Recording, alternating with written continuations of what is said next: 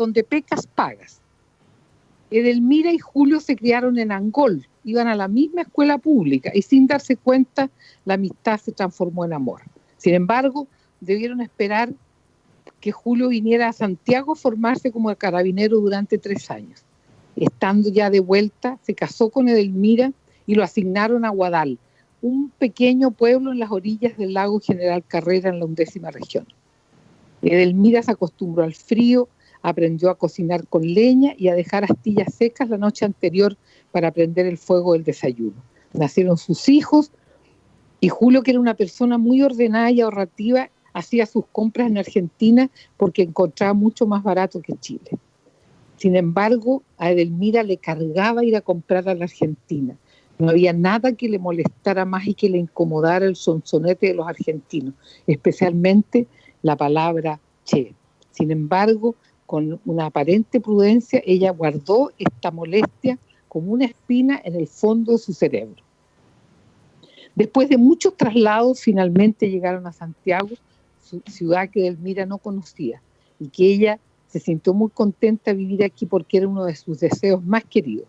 Llegaron a fines del año 77, sus hijos entraron al colegio y Julio, por su parte, ascendió a sargento en Carabineros. Pasó un año y en octubre del 78 llegó una carta con el logo de Carabineros a la casa. Edelmira no se aguantó la tentación y usando el vapor de la tetera la abrió para no ser pillada que su marido estaba citado ante la inminente guerra con Argentina para acantonarse. Esa tarde, en un adelanto noticioso en la televisión, mostraron al general Pinochet, acompañado de su ministro de Relaciones Exteriores, quien nos notificaba a los chilenos del traslado de tropas al sur del país porque había una tensión, un probable conflicto bélico con nuestros vecinos, los argentinos. Disciplinado como era Julio, asistió al entrenamiento y por haber trabajado en la 11ª región fue elegido como miembro de las tropas que defenderían nuestras fronteras. Edelmira estaba tranquila cuando se despidió de su esposo al dejarlo en la Escuela de Aviación en la Gran Avenida. Desde Angol se vino Rosa, su hermana, a acompañarla mientras duraba la ausencia de Julio, siempre que éste volviera. Pasaron los días y fue Rosa, su hermana, la primera en notar el comportamiento extraño e inusual de su hermana. Se despertaba muy temprano, andaba hablando sola en los rincones y profería insultos contra los argentinos. Su cuadro psicótico empeoró y fue hospitalizado en una clínica de la Florida, que tenía convenio con nuestro hospital. Ahí me hice cargo de la paciente. No costó mucho tranquilizarla, pero el discurso hostil contra los argentinos, pese a la buena medicación y a la respuesta positiva, se mantuvo intacto. Pasaron los meses y Edelmira, como buena paranoica, no hacía contacto con sus compañeras de la clínica.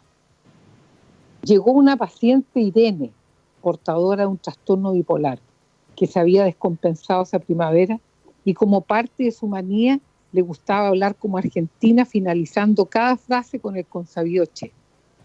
Edelmira se fue haciendo la lesa, pero llegó un momento en que no aguantó más, se puso furiosa, se abalanzó contra Irene, le apretó el cuello hasta que sintió que el cuerpo de ella se caía en sus pies.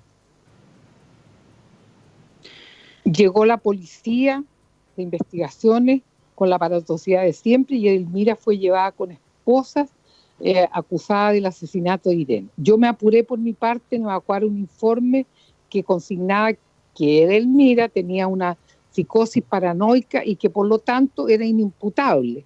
Finalmente la devolvieron al servicio número 2 del hospital psiquiátrico. Pasaron los meses y Edelmira se perdió entre las pacientes chillonas y psicóticas del sector. Llegó el invierno y un día de frío sirvieron caldillo de merluza. Edelmira, nacida lejos del mar, le encantaban los pescados y se engulló una tremenda presa sin fijarse que era un trozo de espinazo muy lleno de espinas.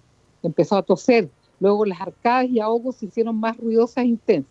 Minutos después yacía muerto en el suelo del comedor del sector 2, morado como una breva.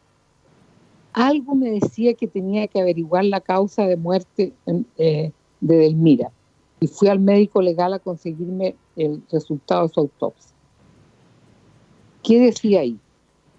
Causa de muerte de la señora Delmira, asfixia por cuerpo extraño. Se pesquisa un trozo de espinazo de pescado en su esófago. No pude dejar de asociar con el informe de muerte de Irene, que también decía que se había muerto por asfixia. Doctora, es un por poco... donde pecas, pagas. Exactamente, eso le iba a decir.